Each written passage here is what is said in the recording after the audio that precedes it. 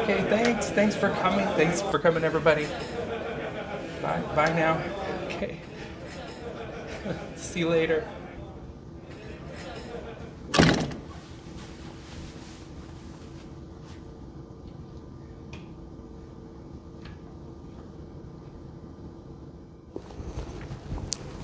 Okay, so now that they're gone, we can actually celebrate a little bit. Welcome to a special edition of the Medical Director Minute. If you ever see me dressed up, it's either for an unpleasant reason, like a funeral or court testimony, or it's a day like this, where we have something big to celebrate. Our last EDAP survey was in May of 2022, and at the conclusion of that visit, the surveyor suggested that we apply for the next level, which is PCCC. It felt like we started that process the very next day. 18 months later, after lots of hard work, another team of surveyors visited us from IDPH to review our application. They had good feedback for us and let us know they would return with a formal announcement on a later date. Today, March 22nd, 2024, was that date.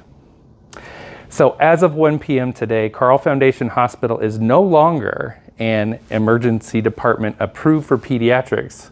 We are now also a pediatric critical care center. So before I go any farther, I feel that I must take a moment to recognize everyone who has worked so hard between May 2022 and today, specifically calling out Sheila Curtis, without whom we would not be where we are today, and every single person who supported her work and the work of our teams. Thank you to all of you from the bottom of my heart. In addition, I have to recognize all the giants whose shoulders we stand upon. Great men and women who were pioneers in our system right here, fighting for a foothold and being champions for the smallest, most voiceless patients that we are blessed to take care of. To all of you, before, during, and after, thank you. You were our teachers and mentors, and you paved the way for all of us today. This success belongs to you too.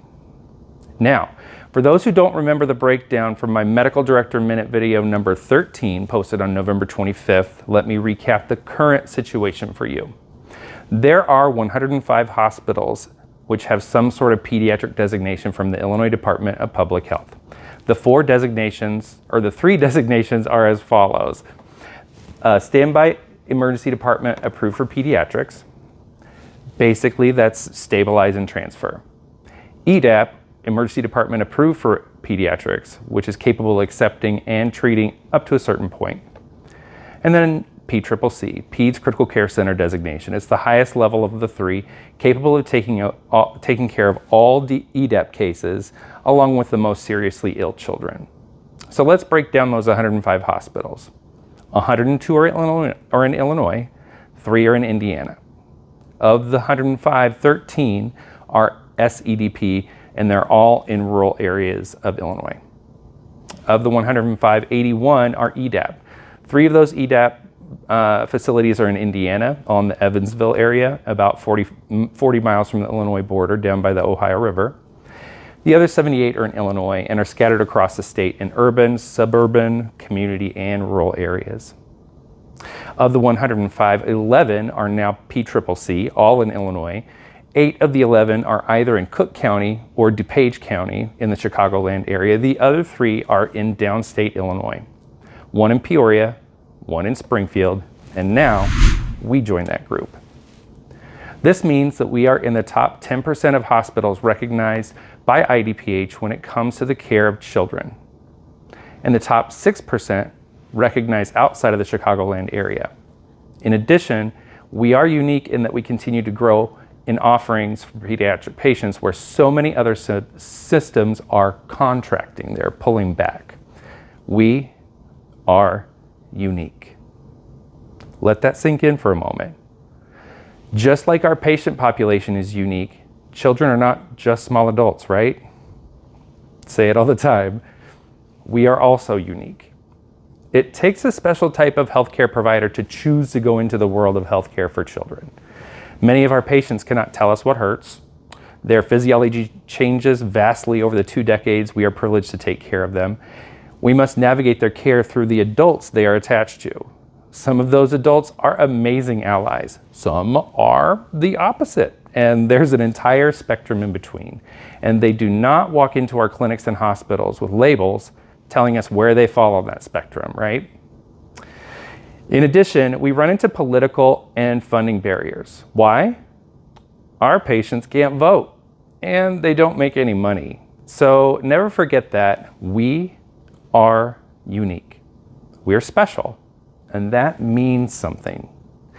During the COVID pandemic, we learned that the Carle Health system is positioned to be the healthcare safety net for much of the central and southern part of Illinois. I was blessed to climb the ladder of leadership during that pandemic, and it gave me reassurance to see the leaders of our system above me who met the challenges head on with innovation, creativity, and courage. The lesson that this taught me is that we work for an organization and a system that strives to do what is right for our patients and our families, no matter what. Now, it's important for us to dial back the enthusiasm and recognize the responsibility that this comes with. Remember what Stanley, through Peter Parker, has taught us, true believers. With great power comes great responsibility, right?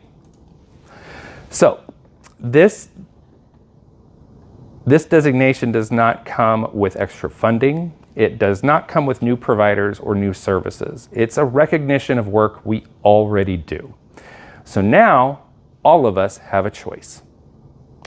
Once this news is shared with the general public, which will happen this coming Monday, these are folks who don't have all of the background information. So we have to recognize that we could be viewed through a different lens. Are you okay with that? I know that I am. Here is a high-level review of what I think that means, and I welcome feedback from all of you when it comes to this and everything else. It's time for us to all step up our game in every possible way. If you did not watch my Season of Yes video from March 17th, let me provide you with some links.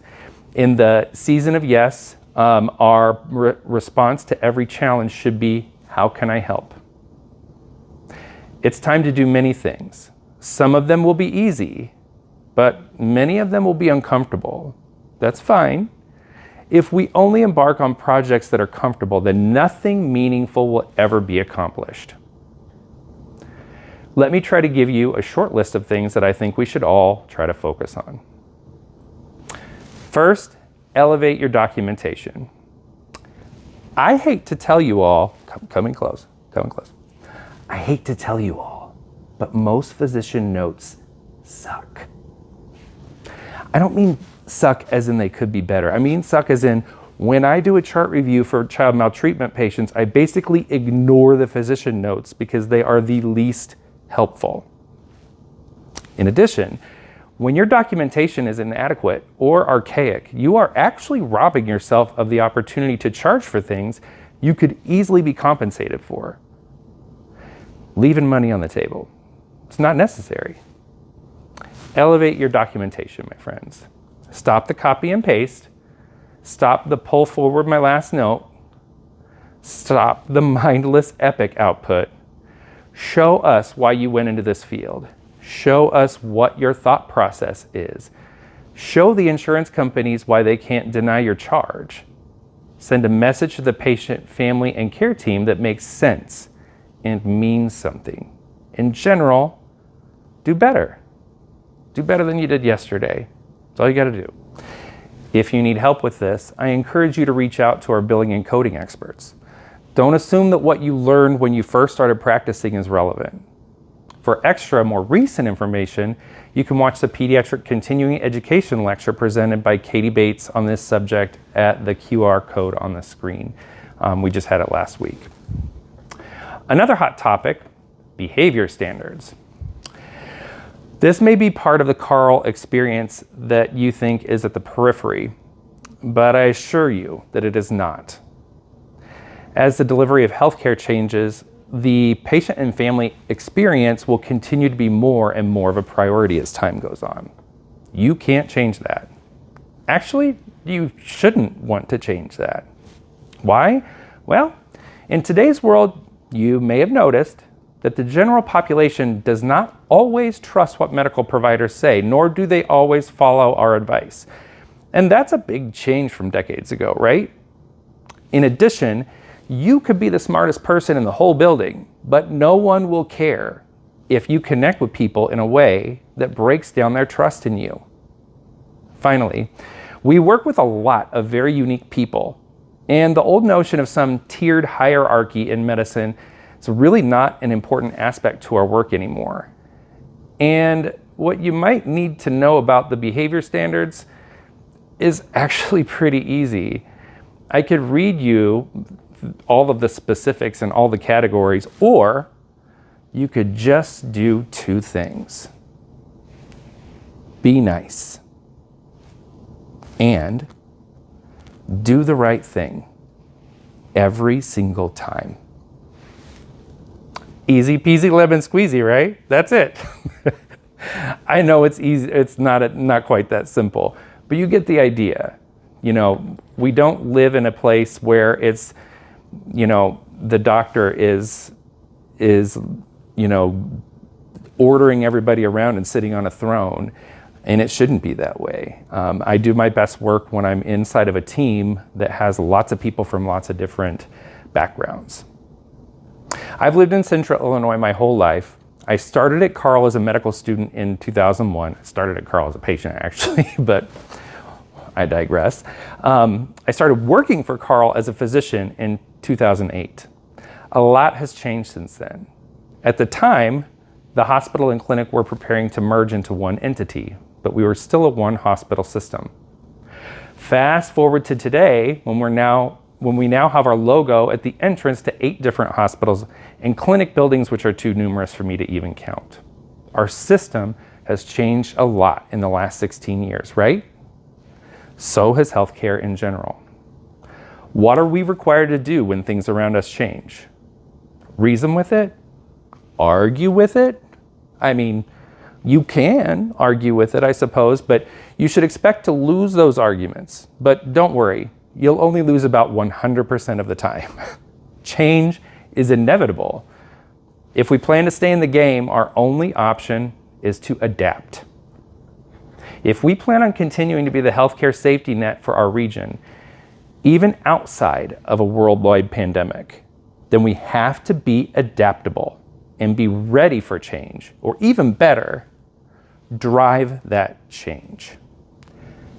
Stay ready so we don't gotta get ready. That, my friends, is how we take this new designation that we received today and use it to drive us forward into our season of yes. Stay tuned for more, my fellow powerful Peds providers, my true believers, and make sure you find a way to celebrate your teammates today, you animals. I will see you next time.